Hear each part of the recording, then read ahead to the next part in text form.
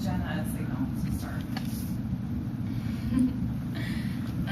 Sweden, Costa Rica, and Nicaragua are some of the top countries leading the transition to renewable energy.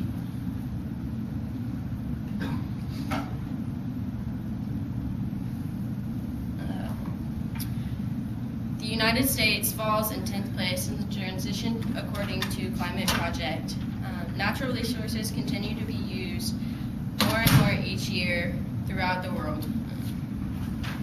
Fossil fuels such as coal and oil are consumed with incredible speeds, but many new resources have been created to cut out how much we use of fossil fuels. There are three main barriers to why we haven't transitioned. Now, first off, if you don't know what renewable energy is, it is derived from a natural process that doesn't involve the consumption of exhaustible resources. There are many new energy that we have developed, such as solar power, wind turbines, biomass, geothermal, and hydroelectricity. Solar panels and wind turbines are growing rapidly, but how they are made is cost of using non-renewable resources, according to Darren Boje. Now first, renewable energy must overcome the lack of undeveloped infrastructure and economic scales. Renewable energy must compete with new developed fossil fuels and nuclear technology. Our current infrastructure, such as pipeline and refineries, and power plants, gas stations, and many more, make it hard for our new technology to make its way to everyday life. New renewable energy is being created, and an increase require initial investments to create this infrastructure. If we begin building renewable power plants faster, in return we will still be using a lot of fossil fuels just to create these buildings. We would also just increase our emissions even more. This is how much energy we use throughout the year, and most of it's natural gases and fossil fuels.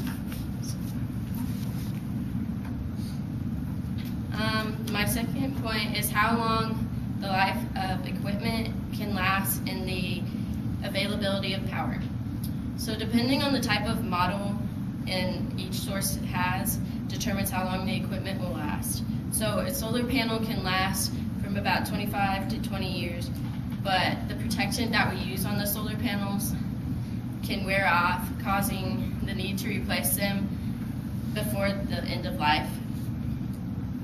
It is unlikely, but hail damage can potentially damage the panels and be replaced sooner than the life.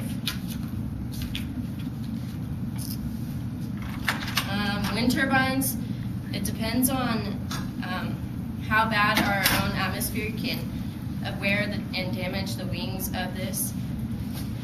And so depending on how acidic our atmosphere is, depends on how soon our wind turbines will need replaced.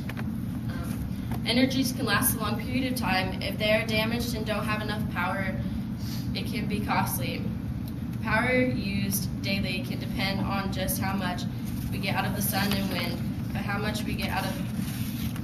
but we can learn to store and save for long term.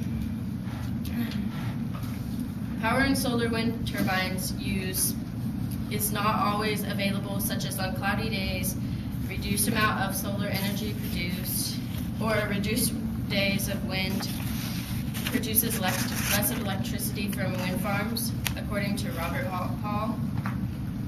The speed of wind turbines and how often we play and when the generation cost. If we only have half people in the world transferred to renewables and the other half don't, then the people who are using renewable resources will then have to come up with the cost to pay for it without those. So we have many new technologies on the rise, but we fail to market the benefits of renewable energy. It's that we are not aware of this subject, but the media doesn't spark up enough conversation to keep the momentum of renewable energy going. So if you get little information from customers, you may find out differently to how actually understand what renewable energies do. For example, people may think that solar power and wind turbines are unreliable. They may think that you only need sun daily or the wind every day to create power. So the media is a major influence on what we choose and what we use, and it's a major key in how this has created a barrier to transition. Some of what we have support from many U.S. citizens. So why can't we move forward in this technological era? First, lack of undeveloped infrastructure, and second, how long lifespan of equipment and availability of power. And lastly, how the media portrays renewable energy. So if Costa Rica and Sweden and Nicaragua can lead transition to renewable energy, then we should be able to eventually move forward in this to create a safer and cleaner environment.